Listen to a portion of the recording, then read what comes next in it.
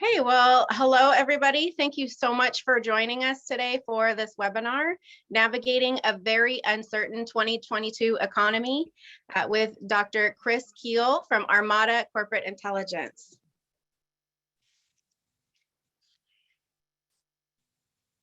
If you have any questions throughout the webinar, please feel free to post them in the chat, and we will have some time for questions at the end. And as you just heard, the session is being recorded, and the recording will be shared after the session on AWFS.org and over email to you since you attended, so you can be looking for that recording. We wanted to get started with a quick poll. We want to hear from you about your current economic concerns. So I'll go ahead and launch the poll. So we're just curious, what are you concerned about right now? The war in Ukraine, inflation, recessionary fears, rising interest rates, oil prices or supply issues, supply chain disruption, workforce shortage, or anything else. So you can select all that apply. And if you have an other that we should know about, post it in the chat. We'd love to see.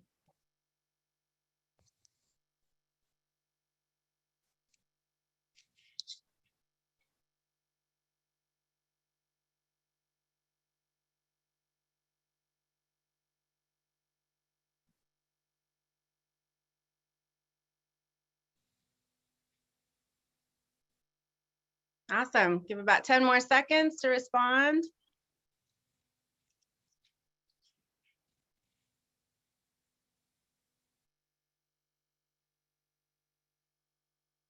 Okay, well, thank you everybody for participating.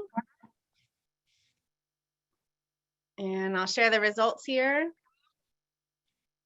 Okay, so the biggest concerns it looks like are inflation, supply chain disruption, and then, yeah, so war in Ukraine, it's looking, you know, like people are feeling like that's getting under control, and we definitely look forward to hearing from Dr. Kuehl about that. Recessionary fears, about 50%, oil and price and supply issues, workforce shortage, so yeah. Well, thank you all for participating in that. I didn't see any others, so looks like we kind of covered the big bases here.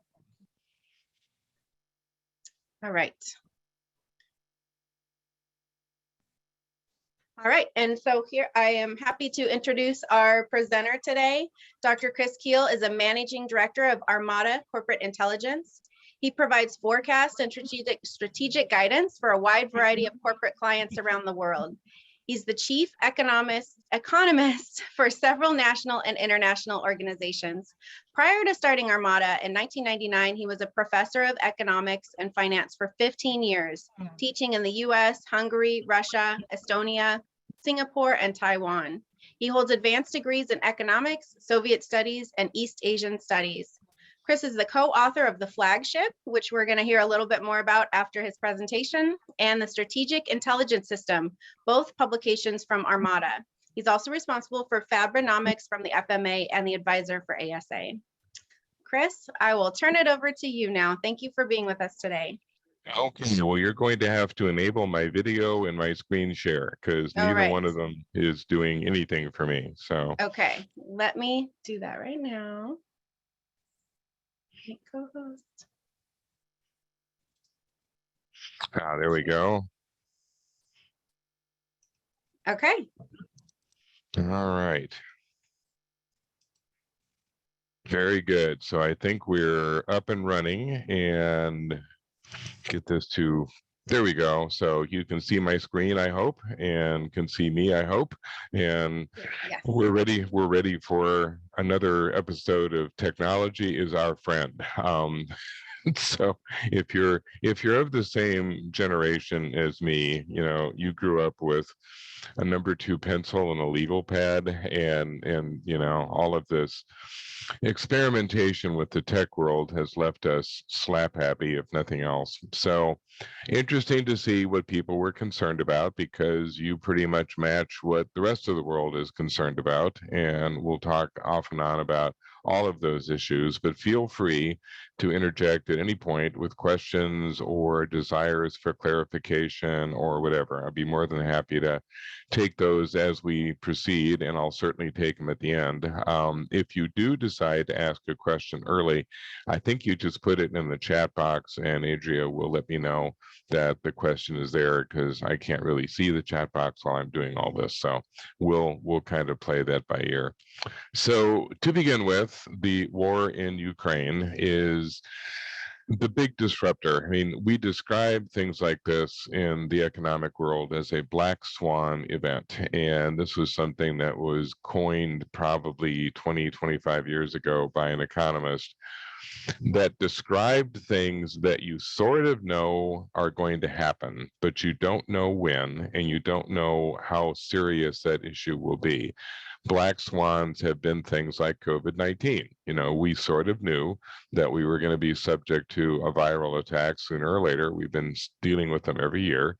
We didn't know what COVID-19 itself was going to be. We didn't know how different it would be from SARS and MERS and avian flu and swine flu and Ebola and all the other stuff we've been dealing with for the last 20 years.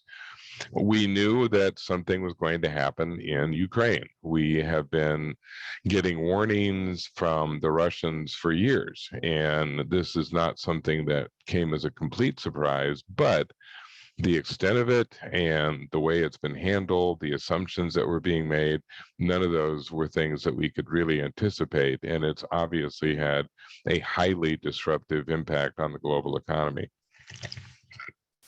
So I don't want to go into gory detail about what's happening in the Ukraine war. I do have to point out that if you listen to the bio, as Adria was reciting it, I actually started out as a Soviet and East European specialist back in the 80s. I have a degree in Soviet studies. I learned Russian. I made that my career until, of course, they decided to go out of business in the late 80s.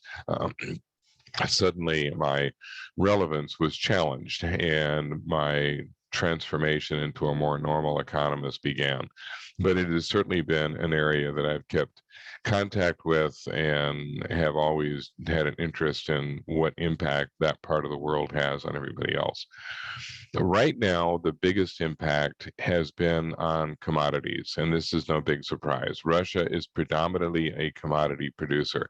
It certainly has manufacturing, sort of, but it's not a world manufacturer by any stretch. It is far behind virtually every other major manufacturing country in the world as far as exports are concerned. It does not produce much in the way of consumer goods.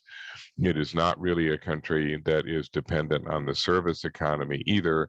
It's a commodity-based economy. It's dependent on oil, gas, food, metals, lumber to a degree, all the sorts of things that make up the commodity world.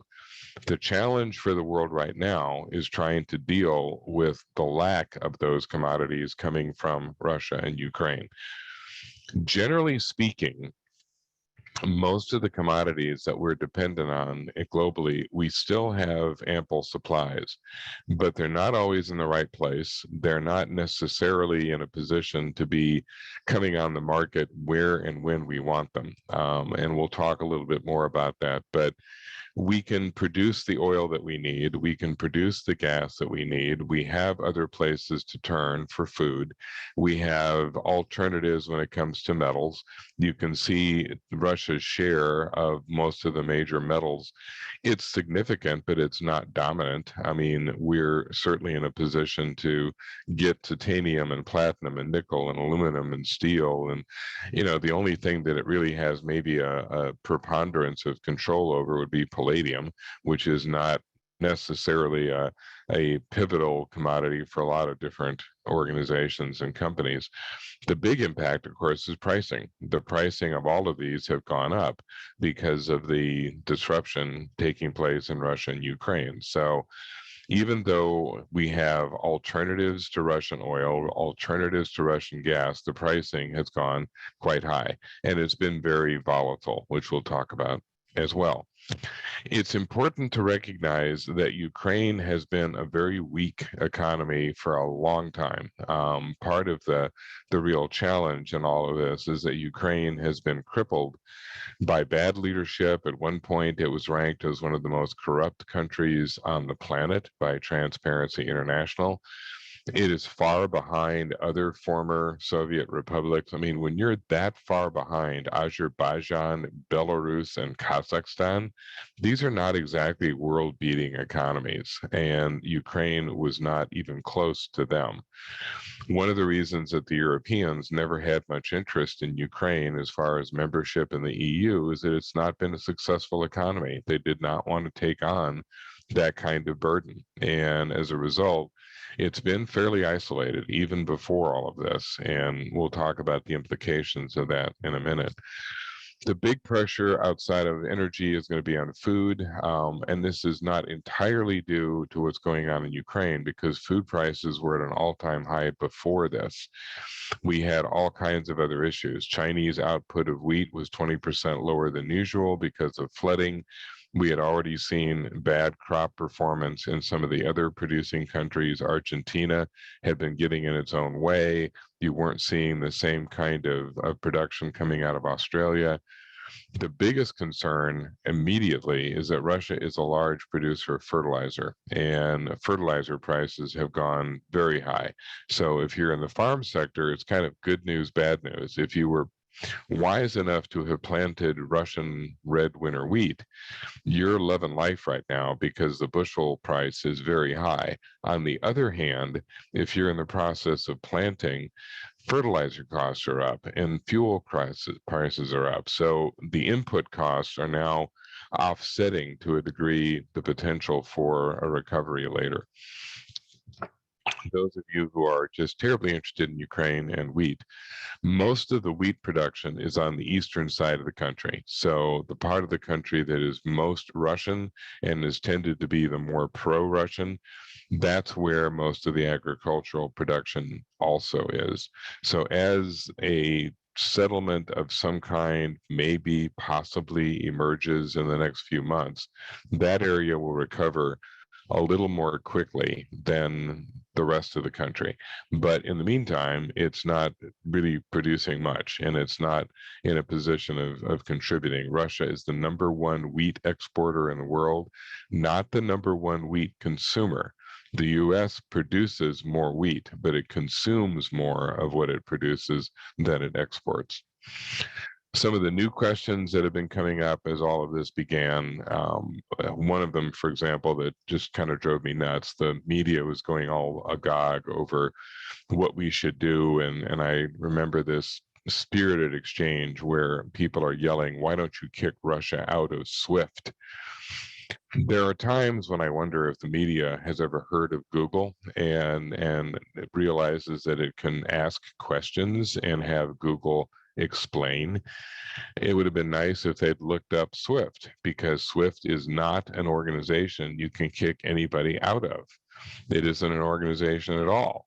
It's the Society of Worldwide Interbank Financial Communications. It's just a way to expedite international transactions, created in the 1970s as a way for companies to get paid when they do international business. And it really is not organized as anything other than a transaction platform. There are 200 nations that participate, 9,000 SWIFT numbers that belong to banks, institutions, even individuals.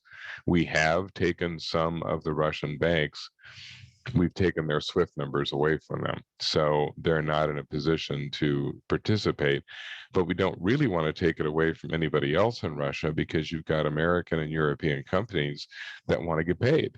And if they don't get paid, well, you know, who are we hurting? The sanction was aimed at Russia, but you're ending up penalizing companies that expect to get paid, and they won't get paid if the SWIFT system is not intact. There's the whole question of whether sanctions work at all. Generally, it takes a universal sanction cooperation to really put pressure. And it's kind of a mixed answer right now. Have the sanctions hurt Russia? Absolutely. Russia has been devastated. Its economy is in tatters. The inflation rates are creeping up on 20%. The ruble has been losing its value. It's recovered a little bit of that in the last few days. Did it get the Russians to pull out of Ukraine? Not yet. Maybe it won't. Maybe it will. But if you have to look at the sanction from the perspective of what were you trying to accomplish?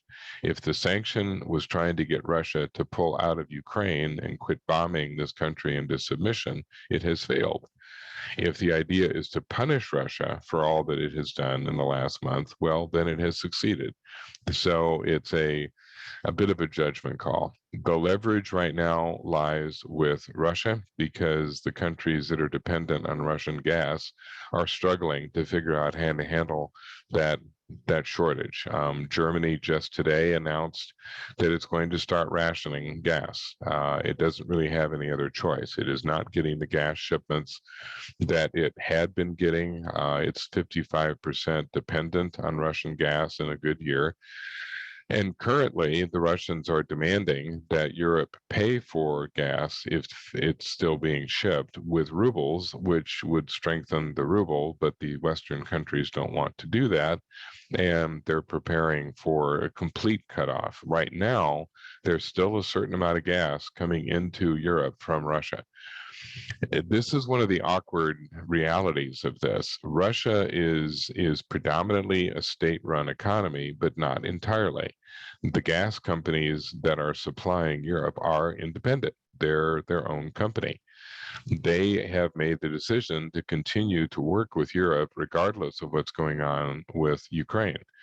Now, the Russian government can clamp down on them. Some of these companies are state-owned, but that's the challenge. I mean, you've got a lot of companies that are like, look, I have nothing to do with what Putin is doing. It's not my call.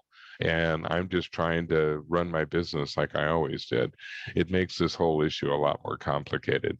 Will Russia move to another part of the former Soviet Union? Unlikely. Most of the places that would be conceivably a target for Russia are already very pro-Russian, like the Central Asian states, or there'd be too much of a risk. If the Russians went after after Baltic states, they are formally members of the European Union. They are formally members of NATO in some cases. So it would be more of a dramatic confrontation with the West.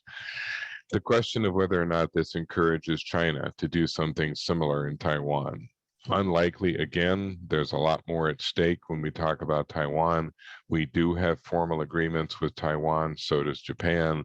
We have deployed military to that area. The most likely thing that you're going to see from China is tacit support for Russia, but they're not alone. There was a United Nations vote about sanctioning Russia. 34 countries refused to sanction Russia. Some of them very predictable. China was one of them, North Korea and Cuba and countries that just don't like the United States, period. You also had countries that are very dependent still on Russia. India did not join the parade because they depend on Russia for a lot. There are also countries that have been irritated with the difference in response. They look at what's going on now and saying, you're very upset about Ukraine. You are trying to help the refugees. Where were you when it was Syria that was under attack? Where have you been when there have been other examples of this type? And of course, none of these are the same, but it is enough to irritate certain countries. South Africa, for example, did not join the sanction against Russia.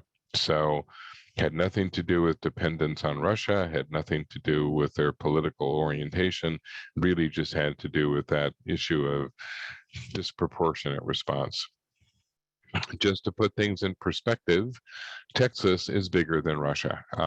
Population-wise, it is not, but the GDP is bigger, and the GDP per capita is a lot bigger. So if you're trying to get a handle as to how important the Russian economy is to the global economy, Texas is more important to the global economy than Russia is.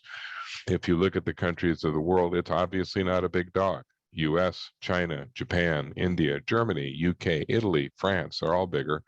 There's Russia way over in the far right, about the same size as Spain. So it's a significant player in certain areas, but for the most part, it's not. It is not a particularly influential economy in anything outside commodities. So far, this activity has not really changed the projections for growth going forward. You are still seeing estimates that are pretty healthy. We're looking at probably falling down a little further in this year than this first indication suggested. At the beginning of the year, we were thinking maybe something around 4%, 3.5%. Consensus view now is maybe closer to 2.5 to 3, getting to what we were thinking we were going to get to in 2023. But it's important to recognize that 2.5, 2% growth has been our average for the last 20 years. So it's not like we're going into a severe decline. We're sort of going back to what used to be normal. That 2020 was abnormally disastrous. 2021 was abnormally fast growing. And a lot of the problems that we've been dealing with have been really chalked up to that fast growth, whether it was inflation or the supply chain breakdown or labor shortage. Much of that really fast growth in 2021 contributed to that.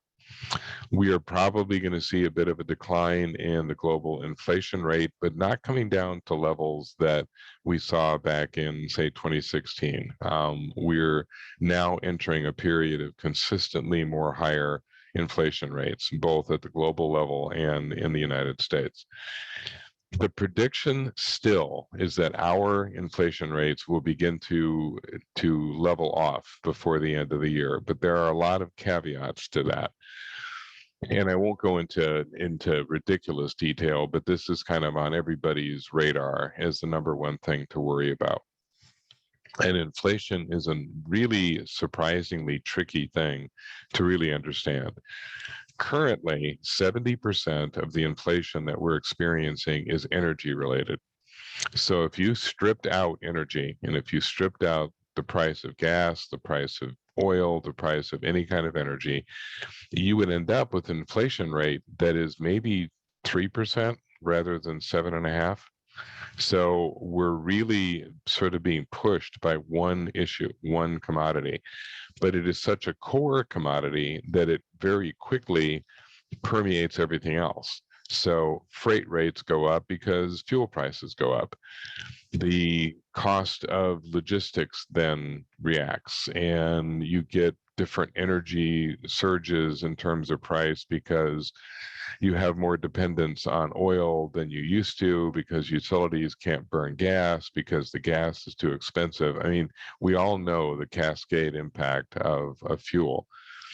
The other challenge with inflation is how we measure it. And you've got two different versions here. And the core CPI in blue, much more dramatic, much higher in 2022 versus core PCE. And the difference between the two is significant. CPI, the advantage of CPI is that it comes out every month. It's very, very timely. So the consumer price index will be released every month. But the weakness is that it's not 100% accurate, because the way they do CPI is you create this mythical basket of goods that an average family of 4 buys. So you look at that good and you look at how much this family of 4 bought a month ago, and then you look at how much that would cost them this month. And that tells you what the inflation rate is. The problem is we have 4 different demographics and they don't spend similarly. What a group of boomers spends is different than Gen Xers, is different than millennials, is different than Gen Z. So what family of 4 are we talking about? It's guesswork to a degree. And there's also things in that computation that are very much a factor in terms of inflation, but can confuse people. For example, it is considered anti-inflationary that the cell phone that you buy this year is more powerful than the one you bought last year. Because if you're paying the same for that cell phone this year that you did last year, but it does more, well, it's more valuable, which is anti-inflationary. But if you don't really care what your cell phone does, and most boomers don't, it's like, well, how is this a factor for me? I mean, I'm one of those people that just want the dang thing to be a phone, and I don't pay attention to anything else that it does. The Gen Z may be going ballistic over the camera options and how many selfies they can take per second. I don't do selfies. I own a mirror. So I just look in that and say, oh, that's what I look like today. Core PCE is a whole different measure. The PCE is personal consumption expenditures, which is much more accurate, but it's slower to come out because you actually have to wait for people to have made that expenditure. So where the CPI is going to be released at the beginning of a month and tell you what's going on, PCE is going to lag by 2 or 3 months. We'll be getting the PCE numbers, which are going to tell us what was going on in February and January. And we're like, yeah, but all the inflation has been since then. Yeah, I know. And the PCE will pick it up in May or June. Well, that's not very helpful. And it's like, well, you have to wait for the data to be collected. So of the two, CPI is going to be a warning about what's coming. But as you can see, PCE is generally lower. And we're not getting up into that 7% level. We only got up into the 4.5% level, and starts to come back down more aggressively and more swiftly. So it's a moving target, and it's difficult to make definitive statements sometimes about inflation, particularly when you're in the middle of a surge, which is where we are right now. So speaking of inflation, the biggest reason we worry about it, beyond the fact that we have to pay all these higher prices, is what is anyone going to do about it? And the anyone is generally the Fed. So will the Fed raise interest rates aggressively in order to deal with inflation? A lot of people demanding that the Fed do exactly that. You need to jam the rates up. You need to do something about this inflation. You should have started raising rates months ago. The Fed comes back and says, do you labor under the impression we control commodity prices? We have nothing to do with the price per barrel of oil. We have nothing to do with how much steel cost or copper cost or lumber cost or anything else. That's not our job. All we can do is control the money supply. We can raise rates, which would dry up the money supply because banks will be a little less interested in lending and people become more conservative with their money, or we can lower rates, which would encourage banks to lend and encourage money to move. We don't have a money supply issue right now. We did last year. We had a lot of extra money in there because of the stimulus package. We spent it all. We started 2021 with something like $5 trillion in excess savings. That was all gone by the end of the year. We had a good holiday, if most of you remember, and we spent it. So the Fed is basically saying, look, our tool isn't really suited for the kind of inflation we have right now. We don't have control over commodities. The Fed, frankly, and this is again a problem with interpretation. You heard early on the Fed talking about inflation as transitory, and people were getting very up in arms going, that's ridiculous. It's obvious that inflation is not transitory. The problem is, and I don't mean to keep bashing on the media, but the media treated transitory as a synonym for temporary, and it's not. Transitory does not mean temporary. It just simply means that it is volatile. And if you look at any commodity price, oil, gas, steel, copper, lumber, you name it, it goes up and down like an EKG. It is constantly changing. Demand shifts, supply shifts, prices change. So all the Fed was saying is that, look, most of what's happening with inflation is transitory because it's volatile. What they're now worried about are wages. And we'll come to that here in a minute. Wages are not as volatile. Once they go up, they don't come down. And the real concern when it comes to inflation is that as producer prices go up, people began to have demands when it comes to their wages. It's like, hey, the prices have gone up. I need more money. And if you're in a leveraged position, which everybody in the workforce is right now, you start demanding higher wages, which then convinces the producers to charge higher prices because they're paying higher wages. That chase is hard to stop. Wages go up, prices go up, wages go up again, prices go up again, wages go up again, and it's really difficult to interrupt that, particularly when you have an unemployment rate that's close to 3%, which is what it's going to be most of this year. If you remember your Econ 101 class, and I'm sure you all do, you remember that a normal rate of unemployment is 6%, and we're half that. So if you're experiencing wage issues, that's part of the reason. There's just not enough people in the workforce. So will the Fed continue raising interest rates? Yes, they will. Are they going to do it aggressively? That we don't know. This is a Fed that doesn't hide what it's planning. This is not a Greenspan Fed. This is not a Fed that keeps its cards close to the vest. It announced it was going to do a 1/4 point increase in March, and by God, it did a 1/4 point increase in March. Are they going to do it faster? Are they going to do 1/2 point? Are they going to move? We don't know, but they're not saying that they are. So far, they are still sticking to that original assertion. We're going to raise it a 1/4 point at a time, probably once a month. Maybe we do it 3 to 7 times through the year. But they're aware of the fact that if you raise rates too high, you shut down the economy. You may have been reading in the last couple of days about the yield curve, which is inverted. As soon as this happens, you get a lot of people hitting the press going, this is a signal of impending recession.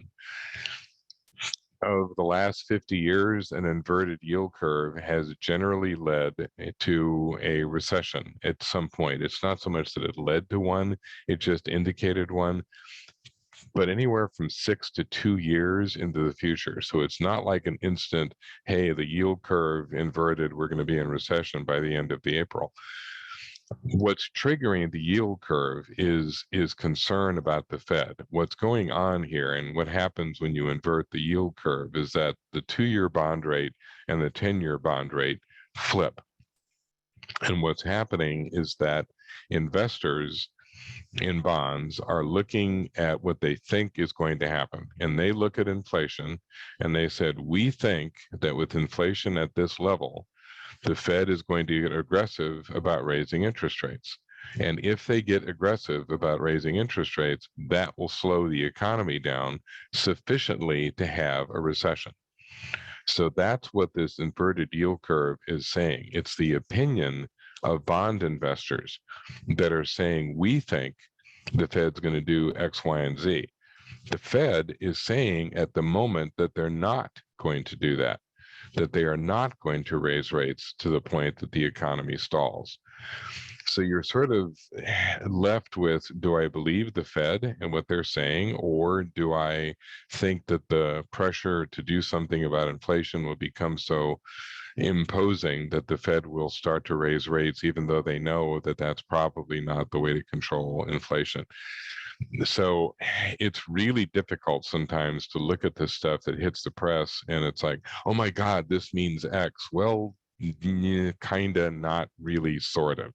It's, if the bond market analysts are right and the Fed does start to get aggressive to deal with inflation, then absolutely, the yield curve is signaling a recession. But the critical thing is what the Fed actually decides to do. This is what we thought we were going to get at the beginning of the year. We were looking at the upside. We thought, hey, it's going to be the green line and we're going to be back to our pre-COVID trend by the beginning of this year, maybe middle. Well, not anymore. Now we're looking at the downside, and we're probably not getting back to that trend. The good news, though, is that even the downside has us recovered back to what we were prior to COVID-19. So we have gotten back to where we were prior to 2020 when this all fell apart. So we are definitely out of that recession. We're just not back to the trend line that we had for a while.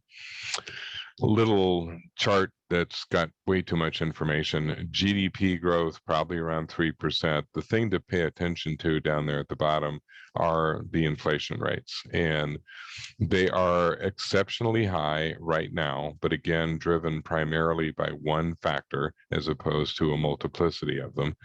And pay most attention to core, because the core rate is what the Fed pays attention to. Core is inflation with food and fuel not counted. And given the fact that this inflation is being driven by food and fuel, if you're not counting those two, you're getting a much more sanguine version of inflation. It's not nearly as robust as one would think, but it's still higher right now than the Fed would prefer. So major takeaways from that last chart: GDP has been adjusted downward. Consumer spending is still very strong, 2.5% growth in this year, which is about our average. Residential investment continues to heat up. I know this sector, your sector, depends a lot on housing decisions. The US still has a 5 million home deficit. They need 5 million homes. We only produce about 1.6 to 1.7 a year. So we're talking about another 5 years just to meet current demand for homes. Non-residential has picked up. We're now seeing a lot of spending in manufacturing, construction, and also in what amounts to public sector construction, a lot of warehouse and logistics development, which we'll talk about in a minute. And then we've all kind of forgotten that all that infrastructure money starts pouring into the economy towards the end of this year. Much of it is going to be oriented towards traditional infrastructure. It's going to be repair, road work, bridges, airports, seaports, the kind of new stuff, the more kind of exotic stuff doesn't really start hitting until next year, but that begins to show up in the 2023 numbers. Inventories are still low. They're catching up, however. So we're beginning to see companies get back to the inventory level that they were at prior to all of the COVID collapse. We went to extremely high inventories because nobody was buying anything to extremely low inventories. Now we're starting to come back into balance. Corporate investment is still hitting records. Companies are still spending a lot of money. A lot of this is rebuilding inventory. There is a desire to kind of get back to normal levels, but there's also a lot of more long-term changes. We're seeing a lot more reinvestment into the United States. We're going to see about $1 trillion of reshoring activity this year. Companies that have become disillusioned with their global supply chain, it's been just horrible to work with for the last 2 years. They're moving back to the US. There was a poll taken of companies that are doing business in China, and 69% say they are likely, very likely, or extremely likely to reshore this year. And I've been talking to a lot of groups, manufacturing, construction, all kinds of groups, and asking them point blank, are you guys reshoring? And overwhelmingly, they've been saying, yeah, not everything. It's not like we're going to completely abandon doing business in China and elsewhere, but we're moving business back to the US.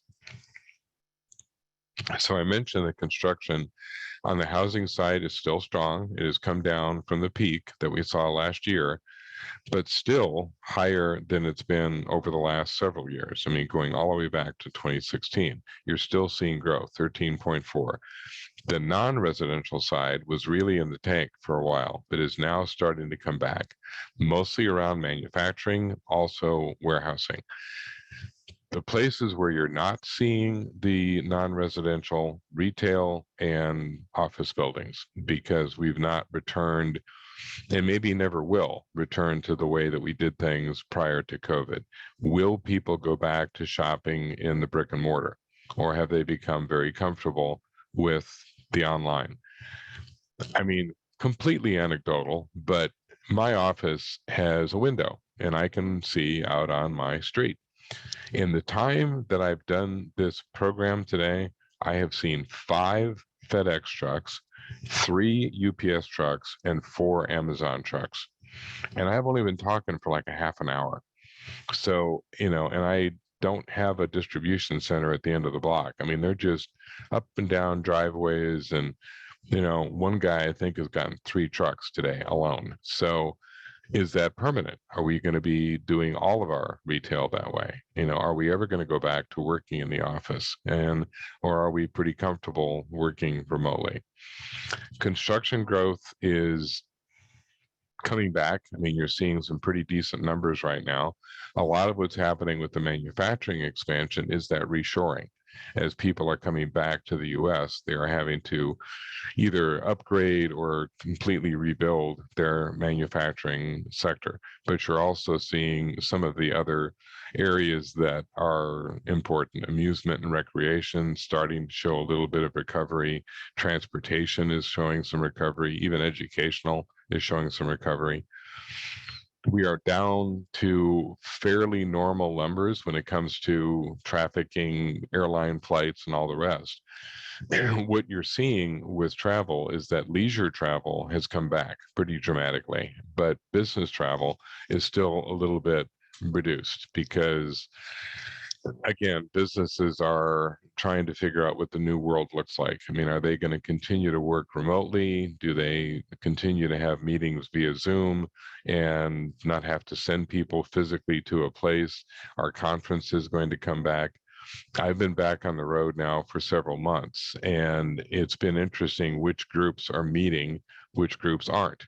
If you are predominantly, like, for example, I'm the economist for a bunch of state CPA societies. The CPAs don't really need to meet. The only reason they're meeting, they don't network, they don't do that kind. They're not salespeople, they're accountants. If they wanted to be salespeople, they wouldn't be accountants. They're going to meetings because they have to have CPE. They have to have professional credit, which is being granted virtually now. So you can get your CPE by participating in a Zoom conference. So they do. They're not that interested in going and meeting with other people. Salespeople, however, are dying. They have got to get back on the road. So every conference I've been to that has been sales oriented or network oriented, their numbers are back, and people are ecstatic about their opportunity to physically see people again. Job openings, and this was mentioned as one of your concerns, it's everybody's concern. We have 11.5 million job openings, maybe 6 million people that are looking for work, and most of them do not have the appropriate skills. You've heard all kinds of conversation in the media, the great resignation. What does that mean? I mean, we have seen for the last several months very high levels of quits. There's a federal government study, the Job Opportunity Labor Turnover Survey, JOLTS, which tracks quits. And quits are different than people taking a new job. The quit is somebody who just quits their job and goes off and searches for another one because they're confident that they can. They didn't switch for a job. They just cut their losses and quit. That's been very, very high. It's been higher than we've seen it in probably 2 decades. There are lots of factors involved. Early on, there was a sense that people didn't have to go back to work because there was plenty of government help. That pretty much expired in September of last year. So all that extended unemployment, all the different stimulus stuff, that pretty much expired and disappeared in the fall of last year. What you've got going on now is sort of new opportunities or new ways of working. It is definitely having an impact in some sectors more than others. But for example, I gave a talk to the dry cleaning industry a few months back, and one of their biggest concerns was internet laundry. And what's happening, particularly as 7 million women were sort of pushed out of the workforce because they had to stay home with their kids and educate them virtually, they're like, I have to have an income, but I can't abandon junior here and go off and get a job. I've got to be home doing this task. What they discovered is they could post something on the local internet board and say, I'll do your laundry.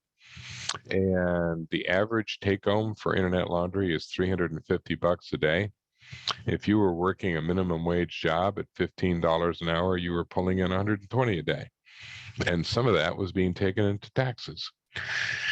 If you're doing internet laundry and you just put an ad out and had your neighbors come by and drop off your laundry, well, that's kind of between you and the neighbor. You may not necessarily be reporting that. I'm not encouraging it in case there's any IRS people listening. It's not the way you're supposed to do it, but you know how people are.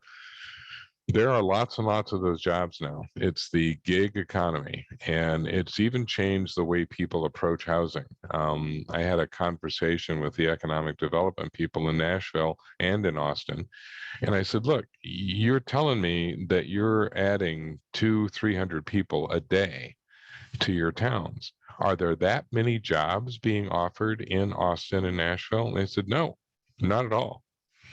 But what's happening is that people are picking where they want to live, regardless of whether there's a job there. They just move to Nashville, move to Austin, move to wherever, and figure out a job later. They just want to live there. Boomers, Gen Xers, my generation, we moved because a job was offered to us in Fargo, North Dakota, or Cincinnati, Ohio, or Kansas City, Missouri. We moved for the job. And now you have a generation that says, I don't want to live in Fargo. I want to live in Austin. So I'm going to move to Austin and I'll figure out the job later. I mean, I had an Uber driver the other day who had just moved to Kansas City from New York. And I said, so, how are you making? I'm an Uber driver.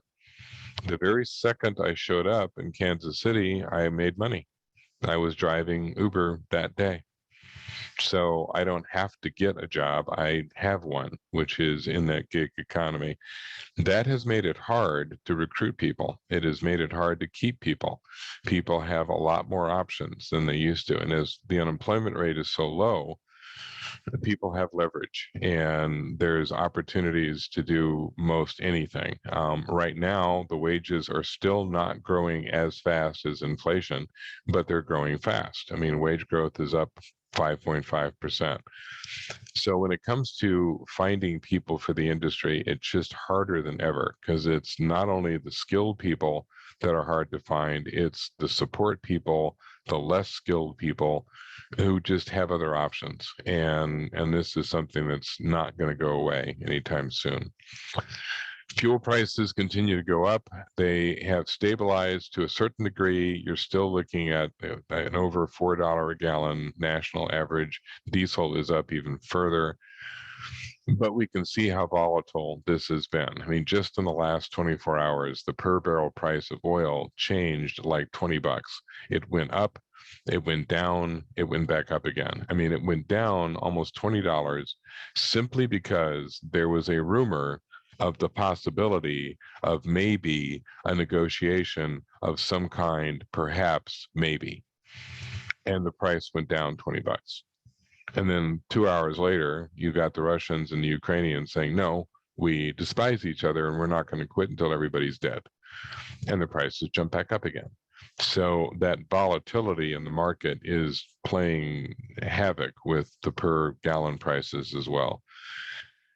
Expectation is that we get back to some kind of a normal pattern by next year. The crude forecast for 23, high, but not as high as it's been, up into the 80s and maybe creeping up on the 90s.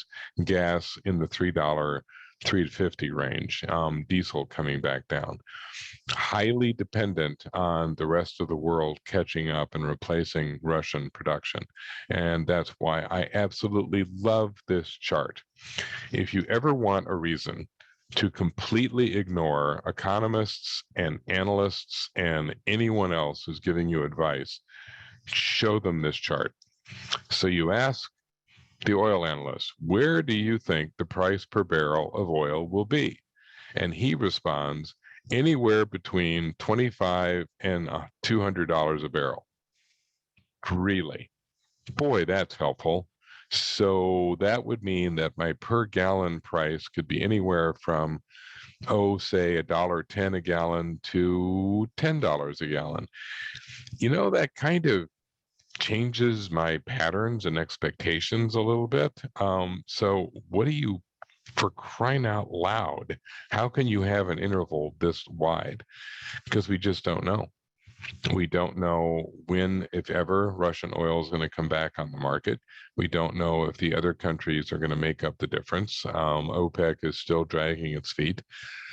Canada is full out. We are full out. Mexico is full out. Everybody in Africa is producing as hard as they can. But there's a lot of oil producers that are like, well, we're not really sure this is real. And if somehow the whole thing gets settled in Ukraine, then the price of oil falls. So this is just one of those things. If anybody tells you that they have any idea where oil prices are going to be, you have my permission to laugh in their face. Back to the office is slow to recover, and that's the critical thing. Light-duty vehicles account for 92% of all gas consumption in the United States, and it's to the commute. It's our daily commute that accounts for almost all of our consumption. The average commute in the US is 30 miles each way, 30 minutes each way. And obviously, if you're in Chicago or LA or Atlanta, it's a lot more than 30 minutes. You could be going 5 miles and it will take you 3 hours. So commute is where we burn fuel. And as long as we're 40% back to the office, we're not burning as much fuel as we used to. And the oil producers are well aware of it and are basically saying, look, if people don't go back to the commute, we don't see the demand and we're not going to ramp up. Good for farmers. If you're in the farming business, you are certainly paying extremely high prices for inputs, but the silver lining is that you're going to get high prices for your output. Particularly this spring, it becomes a little less clear what happens with the fall harvest, but the spring harvests are doing quite well. As I mentioned, I'm in Kansas, and right now the Kansas farmers are jumping around doing happy dances because many of them planted wheat. So the last few slides, and then I promise I'll shut up, my bold predictions for the coming year. We saw a potential for growth around 4%. Now it's down to 2.5. Inflation is probably going to be around 3% at the core by the end of the year. Real rate will be closer to 5. Interest rates somewhere between 1.5% to 3%, which is higher, obviously, than 0, but still conceivably very low. I mean, those would have been considered very low interest rates even as recently as 10 years ago. Mortgage rates go up, again, not dramatically, not to the point that it closes off housing, but it makes the starter home more likely to be a problem. It's going to put more pressure on home prices because right now, you can run those prices up high because the mortgage rates have been low. If the mortgage rates go up, those prices are going to make a bigger difference. Unemployment hitting record lows next year. Look not only at U3, but also U6. These are both cuts from the Bureau of Labor Statistics. The ones that we see quoted in the press are U3. So when people talk about 3.1% or 3.2% unemployment this year, they're looking at U3. U6 is usually twice what U3 is because it picks up 2 categories of worker that U3 does not. U6 will pick up the discouraged worker, the person who's not formally on unemployment, and it will pick up the involuntary part-time, the person who would rather work a full-time job but has to work a part-time job. They are considered partially unemployed because they could be into the workforce but are not. And be aware that workforce participation is still way down because of retirement. The number one reason we don't have enough people in the workforce is we lost 21 million boomers in the last 5 years. Boomers hit retirement at the rate of 10,000 a day. Do the math. I mean, that's about 3.5 million people leaving the workforce every year. Not all of them do. Boomers are notorious for staying in the workforce longer than previous generations. Easy enough to do in your 60s, early 70s. Gets a little trickier when you're in your mid 70s, pushing 80. Now people really do retire. So there's changes as far as the workforce is concerned. We're going to have to figure out how to train people better. We're going to have to figure out, I mean, on that subject, and not to beat this to death, but You'll hear people talk about labor shortage, and someone will say, why don't you just hire somebody and train them?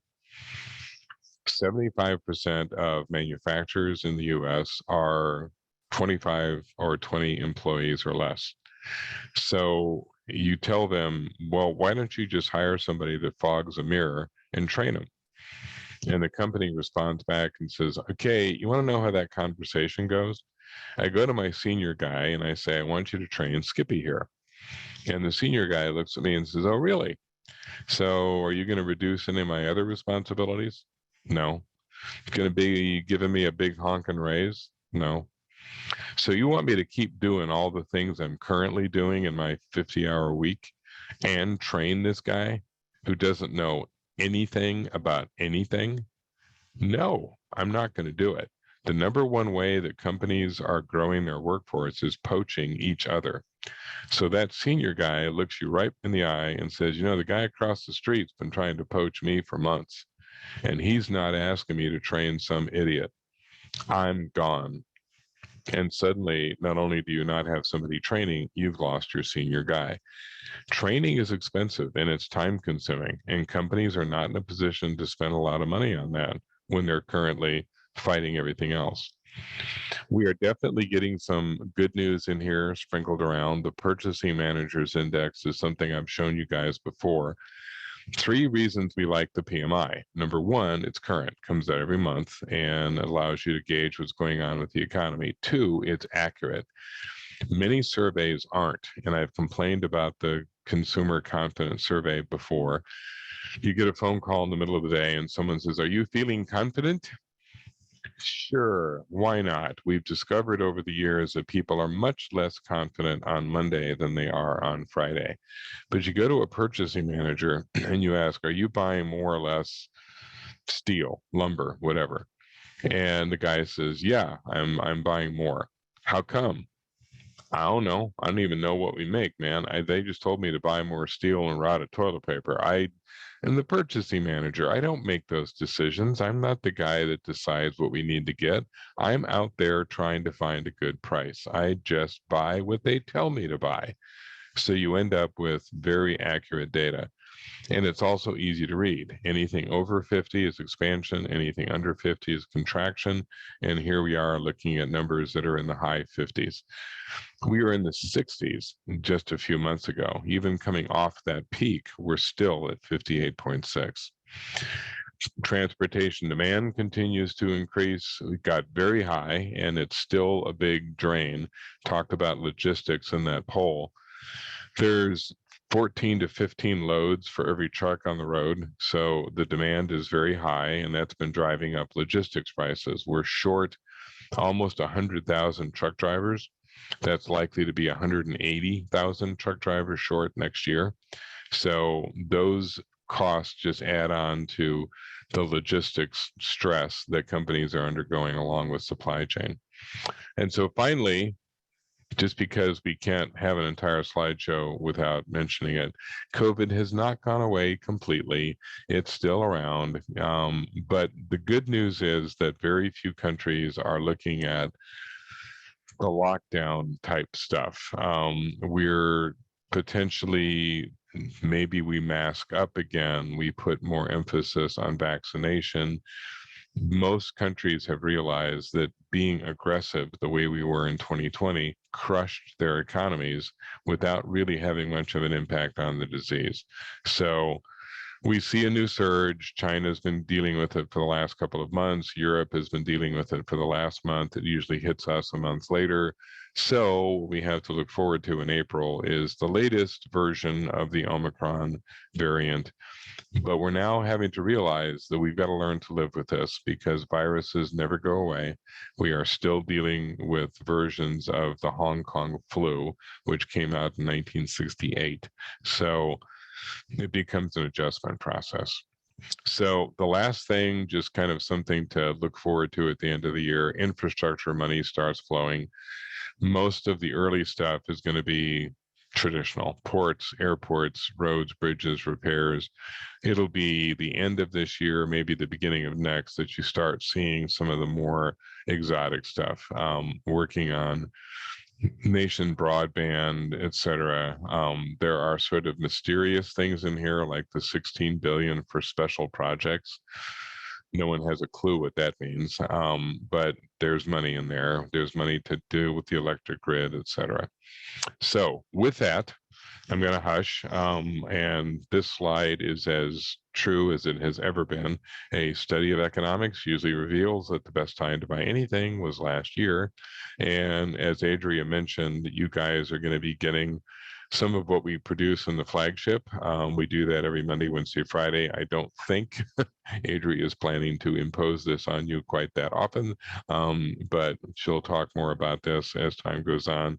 We are developing a relationship with you guys, and it's still kind of in its development stage, but just to begin with, even as we're starting to figure out what kind of stuff we're going to throw at you, be aware that you can send an email to me anytime you have a question, anytime something confuses you, anytime you have thrown something at your TV in frustration. Feel free to reach out.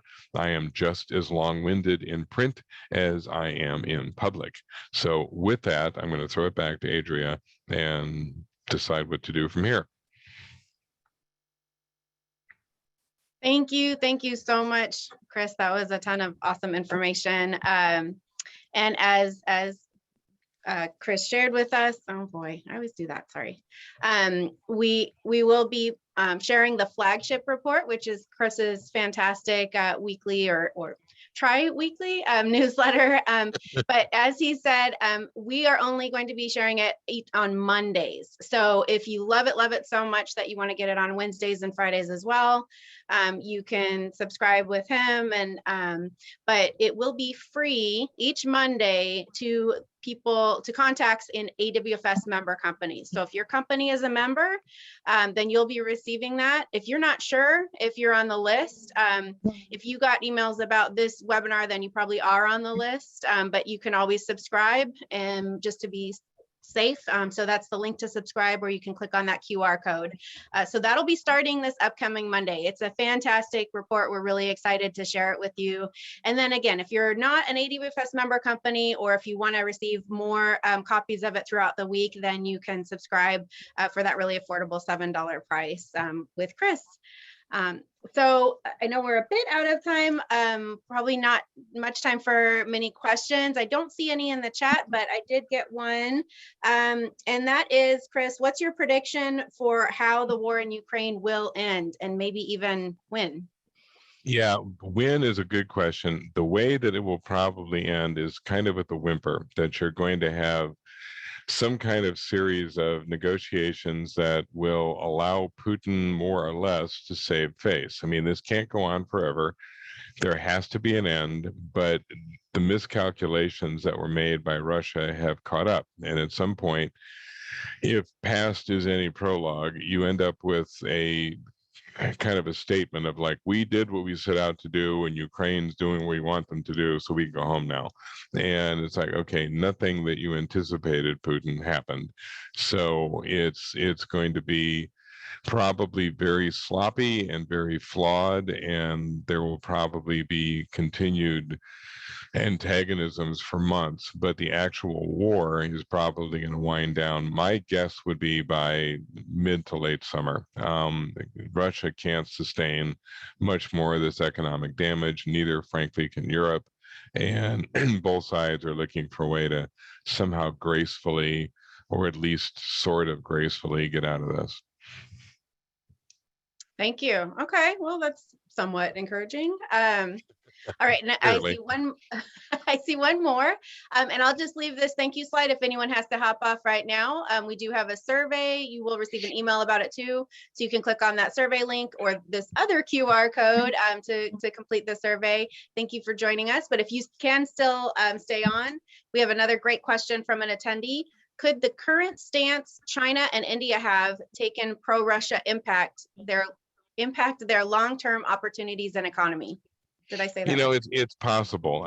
Both of them are fairly immune from any real reaction right now, and neither one of them have been really overtly pro-Russian. They're basically just saying, look, we're not going to participate in these sanctions because, well, China's got more of a political reason to do it. India just has economic dependence. But neither one of them have kind of jumped forward to rescue. For example, China was saying that it was going to purchase Russian oil because other countries were not purchasing Russian oil. And they are indeed doing that, but at the price they determine. So the price per barrel for the rest of the world has been like 120 bucks. The Chinese are paying the Russians 40. And they're basically saying, yeah, we'll buy your oil as long as it benefits us. Neither India or China will do anything to compromise their own country or their own economies for the sake of Russia. But if they can leverage, I mean, right now the Chinese are like, this is great. You know, we're going to support the Russians and get cheap oil. So, as I forget, Lord Palmerston, I think, once said, countries have no permanent friends, just permanent interests. Yeah, very, very appropriate right now, for sure.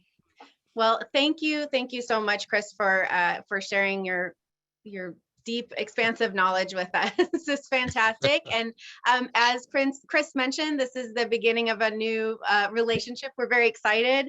And Chris will be offering quarterly webinars for us throughout the year. So the next one will be in June, late June, and then again in September, and then December, right before the Christmas holiday. So please stay tuned for those invitations. And again, the recording will be available later today.